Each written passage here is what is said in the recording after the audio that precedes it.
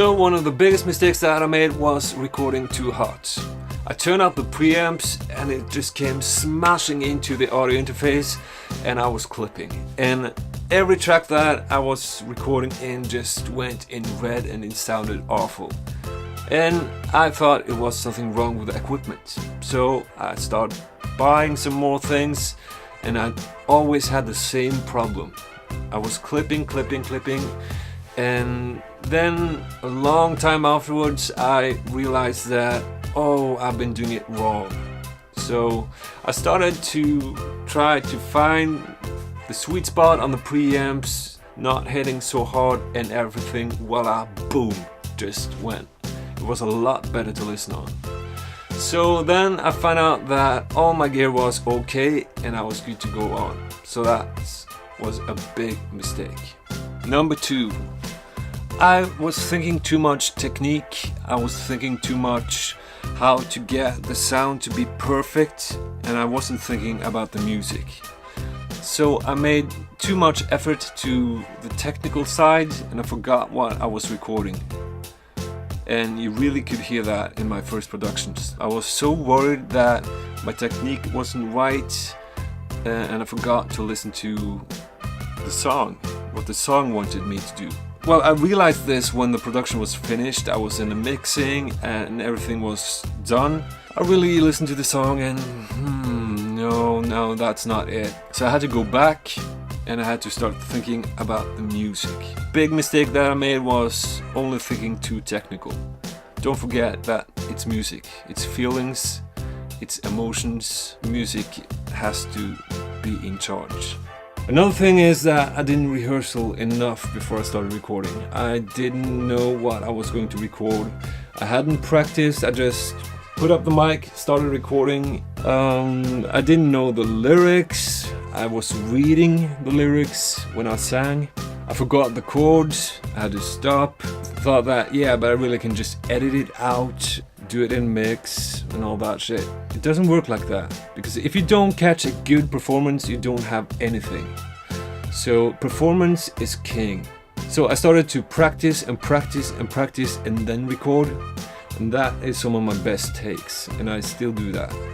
I know the lyrics, I know the song, I know what the guitar is going to play, and that's when I start recording. And that is something that I also demand from artists coming in this studio. They have to know what they're gonna do, they have to know their song, and because it's a performance that I want to catch. Another mistake that I made was acoustic treatment. I just thought that I could sit in a corner because that was where it was most convenient.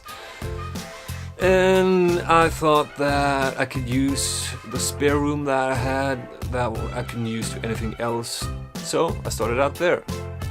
What happened is that I got shitty sound recordings, a lot too much bass. I had problems all over the mix. And when I thought it was a good mix where I sat, it was shit when I played it anywhere else. I tried it in a car, I tried it in my living room, I tried it at my friend's house. Well, it didn't work out. So I thought it was something with my skills, something with my ears.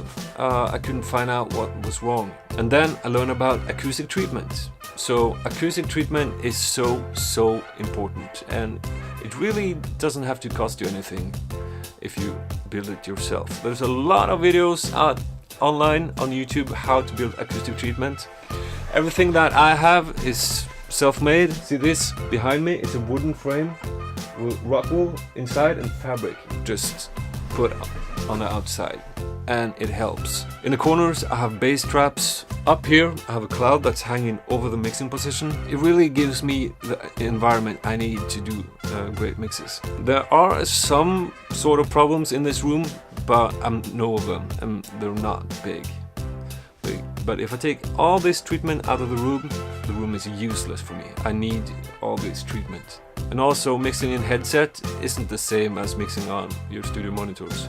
I use headset to reference what I'm listening to the speakers, but the The speakers are the main source for my mixing. Now, the last stupid thing I did was buying every single plugin that came out, thinking that this is gonna make me sound amazing. I just bought, and every company knew that, yeah, he's buying everything. So we're sending him emails and we're sending him adverts, so he buys it. And yeah, that happened. I bought a lot of plugins, and I'm not using all the plugins that I bought back then. So I didn't put in the time to learn the plugins that I had, know what plugins do, know what sound I'm going for, techniques to achieve that and that. I just bought plugins. So I started to just take a compressor. I took the compressor from Logic and I just started tweaking, learning how a compressor works. That was one. And also did that with the EQ, learning the frequencies.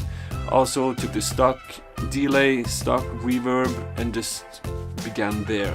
And then I started to get more demanding of what I really wanted from new plugins.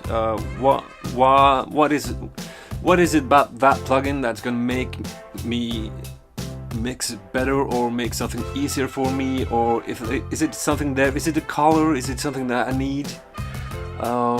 So these days I rarely buy any plugins because I've got what I need. I'm gonna make a video about what I use, what sort of tools that I like to use, but that doesn't change this story, because this story is about me buying everything that I don't need, and there's a lot of money that goes to no use. So that was a big mistake, and I learned a lot from that. So I hope you can get something out of this. These are my biggest mistakes. There's a lot more because I've made a lot of mistakes, and I guess you have done too, because that's how we learn. Hope you like this video. Please subscribe if you haven't done that, and I'm gonna see you guys in another video. Take care.